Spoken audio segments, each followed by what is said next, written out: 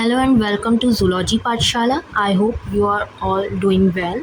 In today's video, we are going to discuss about Biological Diversity Act 2002. हम इसके बारे में पूरी डिटेल में पढ़ेंगे कि इसमें हमारे क्या क्या ऑब्जेक्टिव्स रहे, क्या क्या इसमें प्रोविजंस थी इस एक्ट के, ठीक है, क्या इसमें पेनल्टीज़ रहीं अगर वॉयलेशन हुआ है एक्ट का तो, या फिर इसका एक्ट का सिग्निफिकेंस क्या था, या इसमें रीसेंट अपडेट्स क्या क्या आए हैं, ये सब हम इस वीडियो में कवर करेंगे।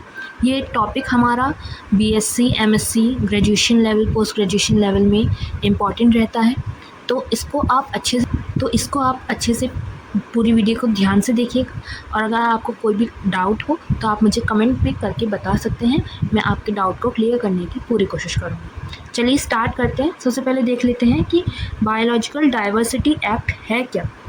The Biological Diversity Act 2002 was enacted by the Parliament of India to provide for the conservation of biological diversity, sustainable use of its components, and fair and equitable sharing of benefits arising from the use of biological resources and knowledge. वो क्या कह रहे हैं कि ये जो biological diversity act था ये 2002 में हमारा पार्लियामेंट ने जो है कि इनैक्ट करा था या फिर बनाया था, स्टार्ट करा था। इसमें क्या था, इन्होंने जो हमारी बायोलॉजिकल डाइवर्सिटी है, ठीक है, और उसके जो कंपोनेंट्स हैं, biotech, living, non living components हैं, उनकी सस्टेनेबल यूज़ की, ठीक है, उस डाइवर्सिटी के कंजर्वेशन के लिए, और उसमें जो भी मतलब हमारे बेनिफिट्स हो रहे हैं, जो भी चीज़ें हमें मिल रही हैं, उसका फेयर और इक्विटेबल शेयरिंग हो। इन चीज़ों को लेकर के हमारा जो है कि ये एक्ट जो है बनाया गया था। It was passed in response to India's committed as a signatory to the Convention on Biological Diversity (CBD) 1992। ये कन्वेंशन ऑन बायोलॉजिकल डाइवर्सिटी जो एक कमिटमेंट मतलब एक्ट था, उसके रेस्पॉन्स में जो है इंडिया ने कमिट करा था, ठीक है, इसको पास करा था।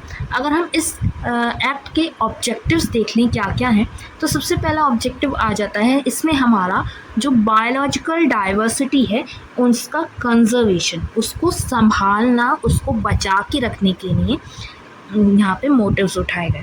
सेकंड था हमारा sustainable use of its components, जो भी उसके कंपोनेंट्स हैं, लिविंग, नॉन लिविंग, उनका जो यूज़ हो रहा है वो सस्टेनेबल वे में हो, मतलब कि सही उससे हो, जिससे कि उस डाइवर्सिटी को भी कोई नुकसान ना पहुँचे और ना ही वो कंपोनेंट्स जो हैं डिस्ट्रॉय हो, ख़राब हो या वैनिश हो जाए या कुछ भी, ठीक है। थर्ड हमारा क्या था, equitable sharing of the benefits from the utilisation of biological resources and associated traditional knowledge. जो भी बेनिफिट्स हो रहे हैं उस बायोलॉजिकल रिसोर्सेज से, ठीक है, उनका जो यूटिलाइजेशन हो रहा है उससे, या फिर जो वहाँ की ट्रेडिशनल नॉलेज है उससे जो भी फ़ायदा हो रहा है, जो भी बेनिफिट्स हमें हो रहे हैं, उसका इक्विटेबल शेयरिंग होनी चाहिए, बराबर मात्रा में शेयरिंग हो, ठीक है। फोर्थ ऑब्जेक्टिव ये था regulation of access to biological resources and tradition knowledge by foreign individuals, institutions और कंपनीज। अब ये जो बायोलॉजिकल रिसोर्सेज से या फिर जो ट्रेडिशनल नॉलेज था उसका जो एक्सेस है वो हमारे जो फॉरेन इंडिविजुअल्स हैं या इंस्टीट्यूशंस हैं और या जो कंपनीज़ हैं उनको भी मिल जाए, इसका एक्सेस उनको भी ये चीज़ें मिल पाए। अगर हम आगे देखें कि इसमें हमारी इम्पॉर्टेंट डेफिनेशंस क्या क्या रह सकती हैं, तो सबसे पहला है हमारी बायोलॉजिकल रिसोर्सेज। अगर हम देखें क्या होती हैं, तो ये होते हैं हमारे प्लांट्स, एनिमल्स, माइक्रो ऑर्गेनिज्म और parts there of their genetic material and by products excluding human genetic material. Biological resources वो कोई भी रिसोर्स हो गया या जो हमारे प्लांट, एनिमल या फिर माइक्रो ऑर्गेनिज्म या फिर उनके किसी भी पार्ट्स से आ रहा है, ठीक है, और उनका जेनेटिक मटेरियल या जो उनसे मिलने वाले जो बाय प्रोडक्ट्स हैं वो सभी हमारे बायोलॉजिकल रिसोर्सेज में आ गए। लेकिन जो ह्यूमन जेनेटिक मटेरियल है वो हमारा बायोलॉजिकल रिसोर्स नहीं माना जाएगा, ना ही हम उसे यूज़ करेंगे एज इट, बायोलॉजिकल रिसोर्स। अगर हम ट्रेडिशनल नॉलेज की बात करें, knowledge pass through generation about uses of biodiversity in medicine, agriculture etcetera. तो जो भी हमारी नॉलेज है वो जनरेशन टू जनरेशन पास हो जाए, जो भी हम उस बायोडाइवर्सिटी से हमने जो मेडिसिन्स वगैरह हमने प्रोड्यूस करी हैं, बनाई हैं, या जो भी एग्रीकल्चरल प्रैक्टिसेस वगैरह हम अपना रहे हैं, या जो भी उसके कंजर्वेशन मेथड्स हम अपना रहे हैं, उसको हम, उस नॉलेज को हम जनरेशन आफ्टर जनरेशन पास करें। ठीक है, ट्रेडिशनल नॉलेज वो हो गई। बेनिफिट शेयरिंग, अगर हम मीनिंग देखें कि बेनिफिट शेयरिंग का मीनिंग क्या है, the fair distribution of benefits monetary और otherwise derived from the use of biodiversity और ट्रेडिशनल नॉलेज। जो भी हमें बेनिफिट्स हो रहे हैं, चाहे वो मनी को लेकर के हों या कोई भी रिसोर्सेज वगैरह हमारी बेनिफिट हो रही हो हमें, तो वो सब चीज़ें जब उसका फेयर डिस्ट्रीब्यूशन हो, कि ना किसी को कम ना किसी को ज़्यादा, सबको बराबर बराबर मात्रा में, तो वो चीज़ क्या कहलाई, बेनिफिट शेयरिंग। जब जो भी फ़ायदा हुआ उसको हमने इक्वल पार्ट्स में जो है शेयर करा। अगर हम इसके इंस्टीट्यूशंस क्या क्या इस्टेब्लिश्ड हुए, कहाँ कहाँ इस्टेब्लिश्ड हुए, ये देख लें तो सबसे पहला हमारा इंस्टीट्यूशन था नेशनल बायोडाइवर्सिटी अथॉरिटी, जो कि चेन्नई में था, NBA। ठीक है, इसका क्या क्या फंक्शनिंग थी, ये क्या करता था, रेगुलेट करता था एक्सेस बाय फॉरेन इंडिविजुअल्स और ऑर्गेनाइजेशन। ये जो फॉरेन इंडिविजुअल्स थे और ऑर्गेनाइजेशंस थे, उनके द्वारा ये अपना जो एक्सेस था उसको रेगुलेट करता। ये क्या करता था, दूसरा काम, grants approval for transferring research results. जो भी हमारी रिसर्चेस हो रही हैं उस पूरे डाइवर्सिटी में, उसका जो अप्रूवल है कि उसको ट्रांसफ़र करा जाए दूसरे पर्सन के पास, दूसरे ऑर्गेनाइजेशन के पास, दूसरे इंडिविजुअल के पास या नहीं, उसकी जो अप्रूवल है वो NBA ग्रांट करती थी। ठीक है, तीसरा था इसका advices the central government. Central government को एडवाइजरी देने का वर्क भी NBA करता था कि इस डाइवर्सिटी को, इस बायोलॉजिकल डाइवर्सिटी को कैसे कंजर्वेशन प्रैक्टिसेस और हमें बेटर करनी चाहिए, या फिर क्या क्या इसमें और चीज़ें हो सकती हैं। सेकेंड है हमारा स्टेट बायोडाइवर्सिटी बोर्ड्स, SBBs। ये कहाँ होते हैं, हर स्टेट में होते हैं, सेटअप इन ईच स्टेट। ठीक है, एडवाइस द स्टेट गवर्नमेंट। जो NBA था वो सेंट्रल गवर्नमेंट को एडवाइस कर रहा था, स्टेट बायोडाइवर्सिटी बोर्ड्स जो होंगे वो स्टेट गवर्नमेंट्स को एडवाइस करेंगे। ठीक है, अब ये रेगुलेट किससे होंगे, regulate access by Indian citizens and organisations. NBA foreign individuals और ऑर्गेनाइजेशन से जो है कि रेगुलेट हो रहा था। स्टेट बायोडाइवर्सिटी बोर्ड्स जो होंगे वो इंडियन सिटीजन्स और उसके ऑर्गेनाइजेशन से रेगुलेट होंगे। ठीक है, थर्ड है हमारा बायोडाइवर्सिटी मैनेजमेंट कमिटीज़, BMCs जो हैं ये हमारी लोकल बॉडी लेवल पे इस्टेब्लिश की जाती हैं, जिसकी हमारी पंचायत हो गई या फिर म्यूनिसिपैलिटीज़ हो गई। ठीक है, ये क्या करती हैं, जो पीपल बायोडाइवर्सिटी रजिस्टर्स हैं उसको प्रिपेयर करने का वर्क करती हैं, उनको बनाती हैं।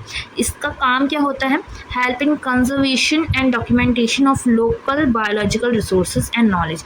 जो लोकल लेवल पे हमारे बायोलॉजिकल रिसोर्सेज हैं या जो उनसे मिलने वाली नॉलेज है, उसके कंजर्वेशन और डॉक्यूमेंटेशन पे ये वर्क करती हैं, उसमें हेल्प करती हैं। ठीक है, तो ये हमारे BMCs हो गए। आई होप आपको NBA, SBB और BMC तीनों में क्लियर डिस्टिंक्शंस पता चल गए हों और तीनों ये अच्छे से आपको समझ आ गए। अब आगे देख लेते हैं, आगे है हमारा प्रोविज़न ऑफ द एक्ट्स। इस एक्ट्स के क्या क्या प्रोविजंस रहे। फर्स्ट है हमारा प्रायर अप्रूवल, जो है वो पहले जो है इसको अप्रूव कराना रिक्वायर्ड था। क्यों? For any foreign national company to access Indian biological resources. अगर कोई भी फॉरेन या नेशनल जो है, ठीक है, इंडिविजुअल कह लो या कंपनी कह लो, अगर उसको हमारे इंडियन बायोलॉजिकल रिसोर्सेज को एक्सेस करना है तो उसका पहले से पहले ही अप्रूवल उसे लेना पड़ेगा। ये इस एक्ट का एक रूल था, इस एक्ट के द्वारा ये एक टर्म जो है स्टेट करी गई। ठीक है, सेकंड क्या था, transfer of results of researches to foreigners. अगर कोई भी रिसर्च को आप ट्रांसफ़र कर रहे हैं, ठीक है, उसकी रिजल्ट्स को आप ट्रांसफ़र कर रहे हैं किसी भी फॉरेनर को, तो उसका भी आपको अप्रूवल, प्रायर अप्रूवल लेना पड़ेगा। ठीक है, थर्ड था इसका filing of IPR patents based on Indian biological resources. जो भी इंडियन बायोलॉजिकल रिसोर्सेज हैं उसके बेसिस पे हमें IPR जो पेटेंट्स होते हैं उनको फाइल करवाना पहले से पहले ज़रूरी रहेगा। ठीक है, अगर हम इसका सेकंड प्रोविज़न देखें तो बेनिफिट शेयरिंग मैकेनिज्म। जो भी बेनिफिट शेयर मैकेनिज्म होगा वो किस पे बेसिस था, हमारे जॉइंट वेंचर्स पे। अगर जॉइंट पार्टिसिपेशन चल रही है तो उसका जॉइंट वेंचर निकलेगा कि कैसे कैसे हमारा बेनिफिट शेयरिंग होगा। दूसरा था हमारा टेक्नोलॉजिकल ट्रांसफ़र, जो टेक्नोलॉजी के ज़रिए जो हमारा ट्रांसफ़र होगा बेनिफिट का वो रहेगा। मॉनेटरी पेमेंट्स, जो हमारा पेमेंट मेथड होगा वो मॉनेटरी फॉर्म में होगा कि जैसे जैसे हमारा बेनिफिट हुआ वैसे वैसे पेमेंट चल गई। फोर्थ था हमारा रॉयल्टी शेयरिंग, जो शेयरिंग होगी वो रॉयल्टी बेसिस पे होगी। ठीक है, फोर्थ प्रोविज़न अगर हम देखें तो वो है प्रोटेक्शन ऑफ ट्रेडिशनल नॉलेज। इसमें क्या था, ये हमारे जो एक्सप्लॉयटेशन हो रहा है, ठीक है, इंडिजीनियस नॉलेज का, उसको मतलब किसी भी बिना परमिशन के या बिना कंपनसेशन के प्रिवेंट करता था कि कोई भी नौबत आ जाए, लेकिन इस नॉलेज को जो हमारी अंदरूनी बहुत ख़ास नॉलेज है उसका ज़्यादा मतलब गलत गैर कानूनी या गलत तरीके से यूज़ ना हो।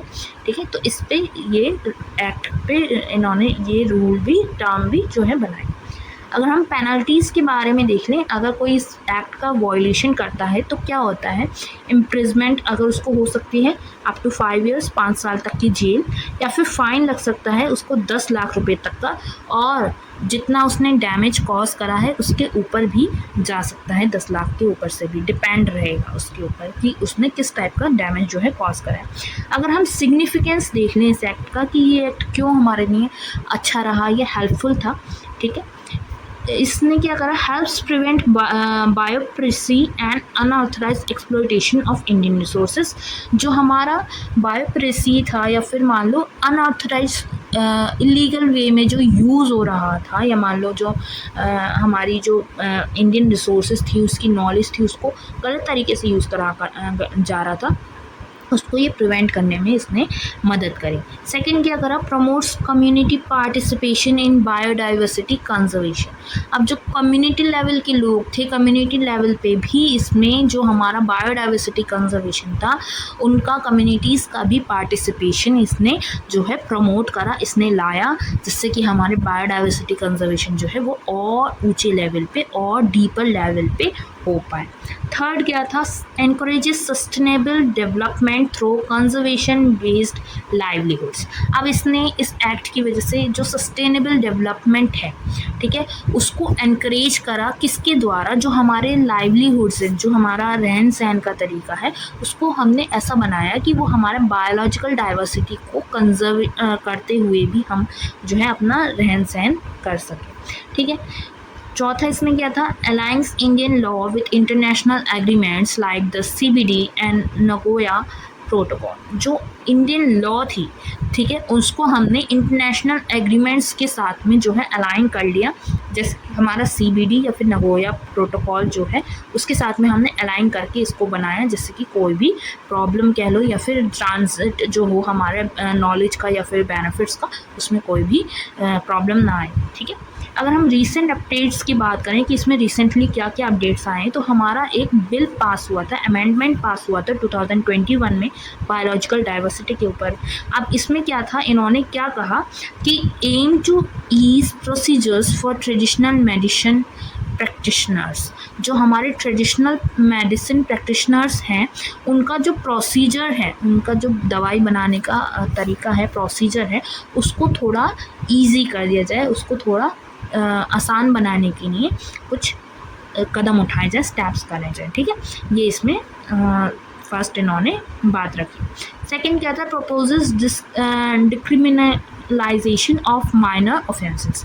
जो माइनर ऑफेंसेस हैं, ठीक है, छोटी मोटी भूल जो गलती हो गई, जो काम करते करते वहाँ पे, ठीक है, उस डाइवर्सिटी में उस एक्ट के दौरान कोई वायलेशन जो पहले रखे गए थे, तो अगर कोई छोटी मोटी गलती हो जाए तो उसको जो है इतना मतलब क्रिमिनल वे में ना देखा जाए, उसको डिस्क्रिमिनलाइजेशन में ले लिया जाए कि मतलब कि वो इतना ज़्यादा बड़ी गलती नहीं है, उस पर कोई पेनल्टी या फिर मान लो जेल वगैरह इम्प्रिजमेंट वगैरह ना लगे। Seeks to promote investments in biodiversity based industries.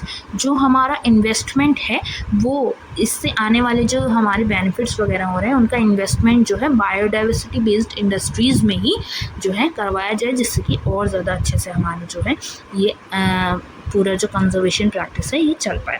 अगर हम आज के पूरे इस टॉपिक का कंक्लूजन देखें, The Biological Diversity Act 2002 is a landmark legislation that empowers local community, conserves rich Indian biodiversity, and protects traditional knowledge from exploitation. It balances the need of conservation and development and ensures the benefits of nature are shared fairly by all. वो ये कह रहे हैं कि जो biological diversity act था 2002 वाला, वो एक लैंडमार्क था, एक ऐसा मतलब पॉइंट था जहाँ पे जो हमारी लोकल कम्युनिटीज़ हैं उनको हमने और सशक्त किया और पावरफुल बनाया, जिससे कि जो हमारे इंडियन बायोडाइवर्सिटी है, ठीक है, उसको हम बचा के रख सकें, या फिर जो भी हमारी ट्रेडिशनल नॉलेज है उसको हम बचा के रखें, जिससे कि वो एक्सप्लॉयटेशन ना हो, उनका कोई गलत यूज़ ना हो उनका। इससे क्या हुआ, जो हमारा कंजर्वेशन की जो डिमांड थी कह लो, या फिर जो नीड थी, ठीक है, या जो हमारे डेवलपमेंटल नीड्स थी उसमें एक बैलेंस आ पाया, और जो भी हमारे जो बेनिफिट्स थे, जो भी हमें नेचर से बेनिफिट हो रहा था, वो हम पूरी तरीके से शेयर कर पाए फेयरली जो है सब में। तो यही था हमारा आज का टॉपिक, बायोलॉजिकल डाइवर्सिटी एक्ट 2002। ये टॉपिक आपके लिए इम्पॉर्टेंट है। अगर आपको ये टॉपिक अच्छा लगा हो और आपको ये वीडियो समझ में आई हो अच्छे से, तो मुझे सब्सक्राइब करना ना भूलिएगा, ज़ूलॉजी पाठशाला। Please like, share and subscribe my channel, और ऐसे ही और टॉपिक्स मैं आपको प्रोवाइड कराती रहूँगी। तब तक के लिए स्टे ट्यून, बाय बाय।